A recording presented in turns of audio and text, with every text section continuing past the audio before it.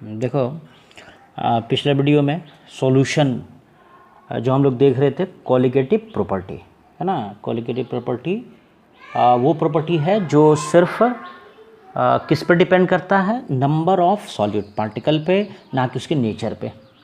4 तरह के colligative property देखेंगे हम सॉल्यूशन का, जिसमें पहला है relative lowering in vapour pressure, ठीक है।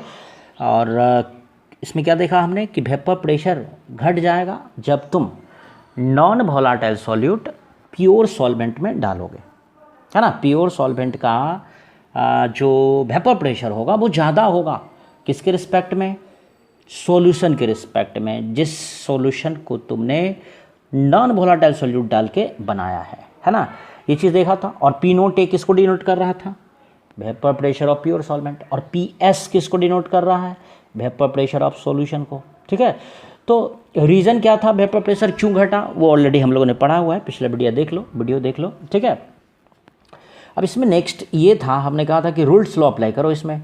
तो रूल्स लॉ का सेकेंड केस जो हमने कहा था कि उसको रिवाइज कर लो, उसको रिवाइज करोगे तो ये स्टेटमेंट हम लोग देख रहे थे। उसमें देखोगे कि P note A minus P S by P note A is equal to x b, मतलब रिलेटिव, इस सब को हम लोग क्या बोल रहे हैं, relative lowering in vapour pressure is equal to mole fraction of solute. B क्या मानते हैं हम लोग, सॉल्यूट। ए क्या मानते हैं, सॉल्वेंट, ठीक है। ये स्टेटमेंट था, तो उसी को हमने थोड़ा एक्सटेंड किया हुआ है। यहाँ देखो बहुत important formula, p note A minus P S by P naught o is equal to n b by n A plus N b. ये मोल फ्रैक्शन ऑफ सॉल्यूट है, जिसका निकालते हो उसका moles divided by total moles, that's it. और कौन क्या है उसको दिमाग में रखो। पी नोट ए क्या है, vapour pressure of pure solvent. P s क्या है, vapour pressure of solution. N b क्या है, मोल्स ऑफ बी यानी सॉल्यूट। और एन ए क्या है, मोल्स ऑफ सॉल्वेंट। चलिए इसके आगे देखते हैं। अगर मान लो जो सॉल्यूशन तुमने लिया वो वेरी डाइल्यूट सॉल्यूशन है, ठीक है, तो क्या होगा, डाइल्यूट सॉल्यूशन किसे कहते हो, जहाँ सॉल्वेंट यानी ए का जो अमाउंट होगा सॉल्यूट के अमाउंट की तुलना में बहुत बहुत ज़्यादा होगा। इसका मतलब है कि इसके तुलना में, एन ए की तुलना में एन बी को तुम नेग्लेक्ट कर सकते हो, ठीक है। तो यहाँ देखो एन बी बाई क्या था, एन ए प्लस एन बी, एन ए प्लस एन बी, तो एन बी को हमने एन ए के तुलना में नेग्लेक्ट कर दिया है। लेकिन इस एन बी को नहीं कर सकते हैं क्योंकि ये डिवाइड वाली बात हो रही है, यहाँ पे एडिशन था इसलिए, ठीक है। तो इसको समझो, ये सिंपल चीज़ है।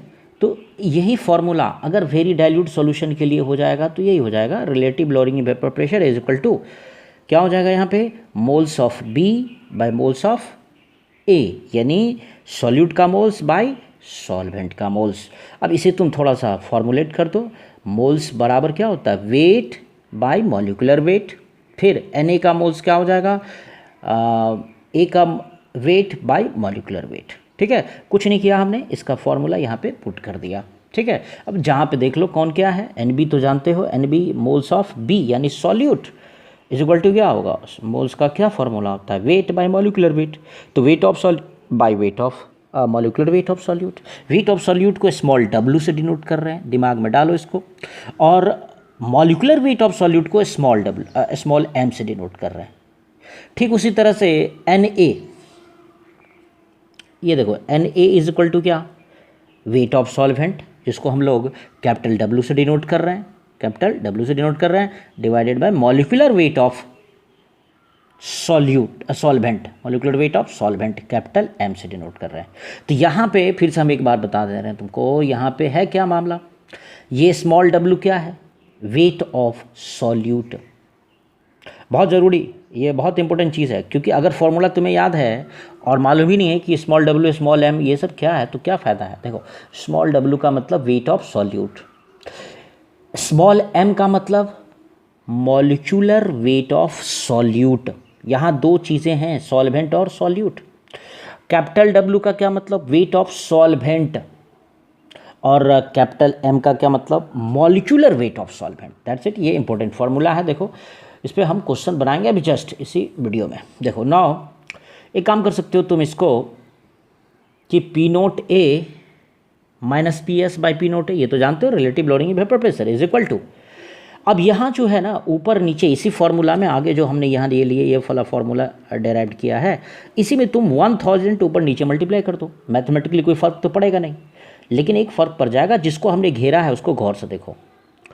जिसको घेरा है वो किसका फॉर्मूला है, wait of solute bye molecular weight of solute bye weight of solvent into 1000। Of course याद आएगा तुमको, मोलैलिटी का फॉर्मूला है ये, मोलैरिटी का नहीं, मोलैलिटी का।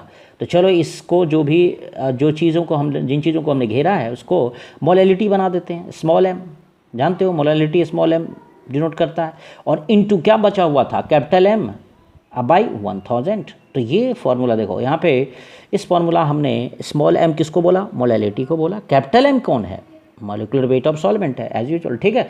तो ये भी एक फॉर्मूला है, अगर क्वेश्चन में मोलैलिटी दिया हुआ तो सीधा फॉर्मूला बेस्ड क्वेश्चन तो बना सकते हो, लेकिन ये सब कहाँ अप्लाई होगा, जहाँ वेरी डाइल्यूट सॉल्यूशन होगा। लेकिन अगर डाइल्यूट सॉल्यूशन ना हो तो सीधा ये फॉर्मूला अप्लाई करो, है ना। यहाँ पे कोई जो है हमने इसको कंडीशनल नहीं बनाया है, ये डायरेक्ट फॉर्मूला है, relative lowering in vapour pressure is equal to mole fraction of solute, ये फॉर्मूला अप्लाई करना है। लेकिन अगर डाइल्यूट सॉल्यूशन हो तो फिर ये सब करो, कोई दिक्कत नहीं है, इसको बार बार देखो, फॉर्मूला दिमाग में बिठाओ। और 12th में क्या होता है, डायरेक्ट फॉर्मूला तुमको बेस्ट क्वेश्चन मिल जाएगा, ये फॉर्मूला याद रखोगे आराम से क्वेश्चन बन जाएंगे। देखो, find the relative lowering in vapour pressure, question पे आते हैं अब हम लोग। Find the relative lowering in vapour pressure if 30 gram urea, पहला में देखो तो 30 gram urea is dissolve in 100 gram water. इसका मतलब 30 ग्राम यूरिया है तुम्हारा, यानी सॉल्यूट कितना है 30 ग्राम, और सॉल्वेंट कितना है 100 ग्राम। ये तो डाइल्यूट सॉल्यूशन नहीं हुआ, ये तो कंसंट्रेटेड सॉल्यूशन हुआ। तो यहाँ कौन सा फॉर्मूला अप्लाई करना है, तो ये वाला डायरेक्ट फॉर्मूला अप्लाई करना है, वो डाइल्यूट सॉल्यूशन वाला फॉर्मूला अप्लाई नहीं करना है। तो चलो बनाते हैं, क्वेश्चन क्या था उसके आधार पे एक बना देते हैं हम उसके बाद तुम अपना खुद देख लेना। देखो यहाँ पे क्या है, relative lowering in vapour pressure निकालना है। तो तुम जानते हो ये टोटल क्या है भाई, ये टोटल जो है ना relative lowering in vapour pressure है। और क्या फॉर्मूला है relative lowering in vapour pressure का, is equal to mole fraction of solute. देखो बार बार हम बोल रहे हैं मोल फ्रैक्शन ऑफ सॉल्यूट, तो मोल फ्रैक्शन ऑफ सॉल्यूट बराबर क्या होता है, moles of solute by total moles of solution, यानी सॉल्यूट का मोल्स प्लस सॉल्वेंट का मोल्स। क्लियर है, तो पुट करो, यही तो हमको निकालना था। तो ये एन बी का वैल्यू हमको चाहिए, एन ए का वैल्यू चाहिए, एन बी का वैल्यू चाहिए, पुट कर देंगे क्वेश्चन बन जाएगा। चलिए मोल्स ऑफ सॉल्यूट, ठीक है, तो सॉल्यूट कितना ग्राम था 30 ग्राम था, और कौन था यूरिया था, ठीक है ना। तो मोल्स का फॉर्मूला क्या होता है, वेट बाय मॉलिक्यूलर वेट। तो वेट कितना था भाई 30, यूरिया का वेट कितना लिया था क्वेश्चन में 30 gram, divided by molecular weight of urea 60 होता है, NH2CO NH2, है ना। यूरिया का फॉर्मूला क्या है NH2CO NH2। इसको तुम अगर सारे के एटॉमिक वेट को ऐड करोगे तो फिर क्या आएगा, ये 60 आएगा, कोई दिक्कत नहीं है, मॉलिक्यूलर वेट 60 है, ठीक है। तो इसमें कोई दिक्कत नहीं है। तो क्या हुआ, हमने यहाँ पे वेट लिया बाय मॉलिक्यूलर वेट ले लिया, डिवाइडेड बाय Na यानी सॉल्वेंट का मोल्स। तो वेट ऑफ सॉल्वेंट कितना ग्राम लिए थे 100 ग्राम, और सॉल्वेंट कौन था वाटर, तो मॉलिक्यूलर वेट 18, तो wait by molecular wait moles plus NB, तो NB तो ऊपर में हमने निकाला ही है, वहाँ पुट कर दो, बन गया क्वेश्चन। इसको सॉल्व करो, relative lowering in vapour pressure बन गया। इसी तरह से दूसरा तीसरा क्वेश्चन है बना लोगे, ठीक है। चलिए अगला क्वेश्चन है इसमें हमारे लिए, ध्यान दो। Find the molecular weight of solute, find the molecular weight of solute, यानी स्मॉल m की बात हो रही है। इफ इट्स 40 ग्राम, यदि इस सॉल्यूट का 40 ग्राम डिजॉल्व किया गया है 200 ग्राम वाटर में, और जैसे ही 200 ग्राम वाटर में 40 ग्राम वो सॉल्यूट नॉन वोलेटाइल सॉल्यूट डाला गया, विच डिक्रीजेस वेपर प्रेशर फ्रॉम इतना ATM टू इतना ATM, यानी वेपर प्रेशर पहले कितना था 0.4 ATM था, तो सॉल्यूट डालने के बाद कितना हो गया 0.1 ATM हो गया। तो अंदाज़ा लगाओ यहाँ पे कि सर सॉल्यूट डालने पे इतना हो गया 0.1 ATM हो गया, तो सॉल्यूट नहीं डाला गया था तो कितना था इतना, और ये किसका हो गया वेपर प्रेशर, सॉल्यूट नहीं डाले हो तो उससे पहले किसका वेपर प्रेशर हमको मालूम होना चाहिए, सॉल्वेंट का, यानी ये सॉल्वेंट का वेपर प्रेशर है और ये सॉल्यूशन का वेपर प्रेशर है। ये P0A हो गया सॉल्वेंट का, प्योर सॉल्वेंट का वेपर प्रेशर, और ये PS हो गया वेपर प्रेशर ऑफ सॉल्यूशन, याद रखो। और बड़ी चीज़, ये डाइल्यूट सॉल्यूशन का केस नहीं है, क्योंकि तुम 40 ग्राम 200 ग्राम में डाल रहे हो। तो ये फॉर्मूला जो है ना, जो हमारा जो हमारा मेन फार्मूला वो अप्लाई करेंगे, डाइल्यूट सॉल्यूशन वाला फार्मूला अप्लाई नहीं करेंगे। तो चले आओ बनाते हैं इस क्वेश्चन को। ये देखो पहला का आंसर, दूसरा तीसरा भी है इसमें, जो तुम लोग खुद बना लोगे, इसमें कोई दिक्कत नहीं है। चलिए देखिए, पी नोट ए माइनस पी एस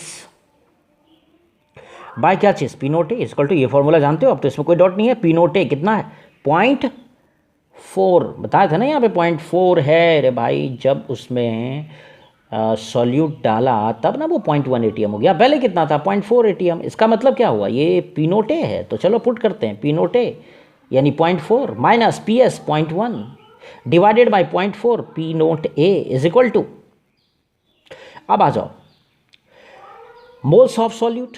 तो मोल्स ऑफ सॉल्यूट का क्या मतलब, सॉल्यूट का moles divided by total moles, solvent का मोल्स प्लस सॉल्यूट का moles, NB by NA plus NB। अब हमें फॉर्मूला पे जो है ना कंसंट्रेट हो जाना है। तो चलिए देखिए कितना सॉल्यूट था भाई 40 ग्राम, तो 40 बाई उसका मॉलिकुलर वेट जो हमें मालूम नहीं है, मालूम करना है, डिवाइडेड बाई सॉल्वेंट का मोल्स, तो सॉल्वेंट कितना वेट था 200 ग्राम, बाई 18 उसका मॉलिकुलर वेट, वाटर है इसलिए, plus weight by molecular weight.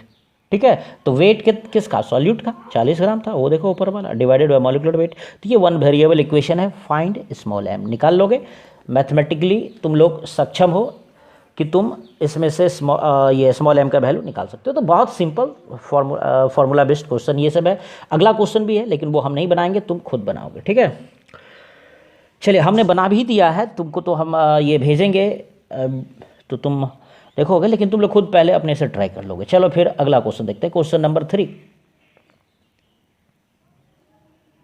इसमें क्या करना है, यदि if 40 gram glucose is dissolved in 100 gram water, then find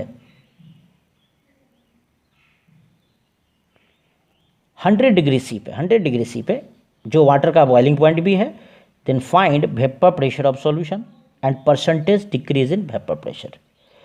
ये दो चीज़ें हमें निकालनी है इसमें। ठीक है, तो क्या कहता है कि ये 40 ग्राम, यस 40 ग्राम है ना, कितना में डिजॉल्व किया गया है भाई 100 ग्राम है, मतलब ये डाइल्यूट सॉल्यूशन वाला फॉर्मूला इसमें नहीं लगेगा, सीधा मेन फॉर्मूला अप्लाई करेंगे। ठीक है, और वेपर प्रेशर ऑफ सॉल्यूशन निकालना है, मतलब क्या निकालना है भाई, PS निकालना है। तो चलिए आते हैं, पहले सबसे पहले देखो इस क्वेश्चन को बना लेते हैं। वेपर प्रेशर ऑफ वाटर यानी पी नोट ए, अरे वाटर प्योर स्टेट में रहेगा, तुम्हारा सॉल्वेंट कौन है यहाँ पे, वाटर ही है ना, वाटर ही है ना तुम्हारा। 100 ग्राम यहाँ देखो वाटर, 100 ग्राम वाटर। ठीक है, तो ये तो तय है कि हमारा जो है सॉल्वेंट वाटर है, तो P note A vapour pressure of water P note A is equal to 1 ATM। ये कैसे सर, ये कहाँ दिया हुआ है क्वेश्चन में कि सॉल्वेंट का वेपर प्रेशर 1 ATM है, ये तो क्वेश्चन में नहीं दिया हुआ, लेकिन आपने इसे कैसे लिखा, तो याद करो, याद आपको ये करना है कि किसी भी लिक्विड का वेपर प्रेशर, किसी भी लिक्विड का जैसे वाटर का वेपर प्रेशर 1 ATM होगा। कितना ATM होगा, 1 ATM होगा। कब, जब वो 100 डिग्री सी यानी अपने बॉइलिंग पॉइंट पे रहेगा। तो बॉइलिंग पॉइंट पे किसी भी लिक्विड का वेपर प्रेशर कितना होता है, 1 ATM होता है, इसमें कोई डाउट है ही नहीं। तो चलिए आपको 1 पी नोट ए मिल गया, PS आपको निकालना है, पी नोट ए देखो पी नोट ए मिल गया 1 ATM है, PS तुमको निकालना है और सब दिया हुआ है, कैलकुलेट PS। ठीक है, तो ये आराम से तुम कर सकते हो, नो प्रॉब्लम। चलिए ठीक है, ओके थैंक यू। नेक्स्ट में कुछ और क्वेश्चंस देखेंगे, फिर अगला क्वालिटेटिव प्रॉपर्टी देखेंगे हम लोग।